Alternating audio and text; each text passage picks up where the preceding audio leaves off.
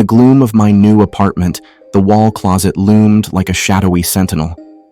Its dark wood and ornate handles were out of place in the otherwise modern decor. I had moved in just a week ago, eager to embrace the independence that came with my new job. Little did I know that the specter lurking behind that closet door would strip away my newfound confidence. The first night in the apartment passed without incident. I unpacked my belongings, arranged my clothes neatly in the dresser, and collapsed into bed, exhausted. But as the city outside quieted into a deep slumber, an unsettling feeling crept over me. I couldn't shake the sensation that someone or something was watching me from the depths of the closet. Days turned into nights, and the unease persisted. I told myself it was just the unfamiliar surroundings playing tricks on my mind. Late one evening, however, a strange scratching sound emanated from the closet. My heartbeat quickened, and I froze in place, straining my ears to identify the source. The scratching continued, growing more insistent, as if unseen claws were trying to claw their way out from the confines of the closet. I hesitated for a moment, contemplating whether to investigate or dismiss it as mere imagination. But the scratching persisted, a maddening rhythm that reverberated through the room. Swallowing my fear, I approached the closet and grasped the ornate handles. As I slowly pulled the door open, the scratching intensified into a nightmarish cacophony. To my surprise, the closet appeared empty. The only things inside were my neatly hung clothes and a few shoeboxes.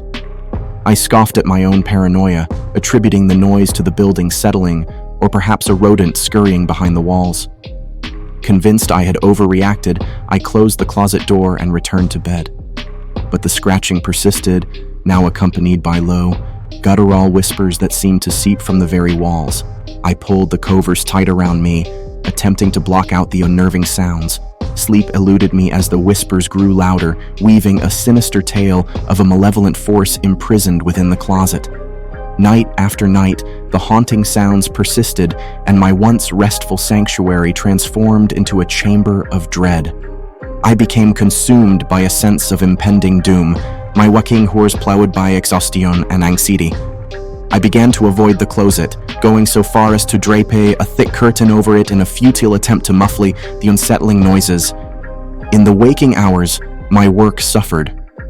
My colleagues noticed the bags under my eyes, the tremor in my hands. I confided in a coworker about the mysterious happenings in my apartment, expecting ridicule or disbelief. Instead, she turned pale, revealing that the previous tenant had abruptly vacated the apartment, leaving behind rumors of unexplainable phenomena. Haunted by the unknown, I delved into research, scouring local archives for any mention of my apartment's dark history. It was then that I stumbled upon a series of old newspaper clippings detailing a series of gruesome murders that had occurred in the building decades earlier.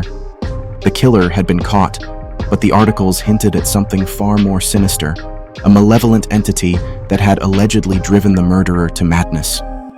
My heart raced as I read about a secret room hidden behind a false wall in one of the apartments.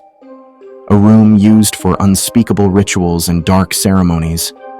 The chilling revelation sent shivers down my spine, and I couldn't shake the feeling that the closet in my apartment concealed a portal to the otherworldly. Determined to unravel the mystery, I sought the help of a local paranormal investigator. Together, we performed a series of rituals to communicate with the spirit trapped within the closet. As the room plunged into an eerie silence, a cold wind swept through the apartment, extinguishing the candles we had arranged. In the dimness, a spectral figure materialized before us, its eyes burning with malevolence. It spoke in a chilling whisper, recounting the horrors that had transpired within the hidden room. The restless spirit revealed that it had been awakened by my presence, yearning for release from its otherworldly prison. As the investigator and I listened in terror, the spirit's tormented tale reached its climax.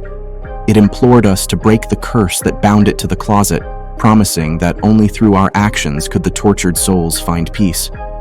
Trembling, we performed a ritual to banish the malevolent force from the apartment. In the following moments, the closet seemed to convulse with ethereal energy, and the air thickened with an oppressive force. Suddenly, a blinding light erupted, casting shadows that writhed and contorted before dissipating into nothingness. The scratching ceased, and the oppressive atmosphere lifted. The closet, once a harbinger of terror, now stood innocuous and silent. The investigator and I exchanged incredulous glances, our minds struggling to comprehend the supernatural forces we had just witnessed. As the days passed, the apartment transformed into a haven of peace. The spectral whispers and scratching were replaced by the comforting hum of everyday life. The once ominous closet now held no more secrets, its dark history vanquished by the courage to confront the supernatural. Yet, despite the newfound tranquility, I couldn't shake the lingering fear that the walls of my apartment still bore witness to the horrors of the past.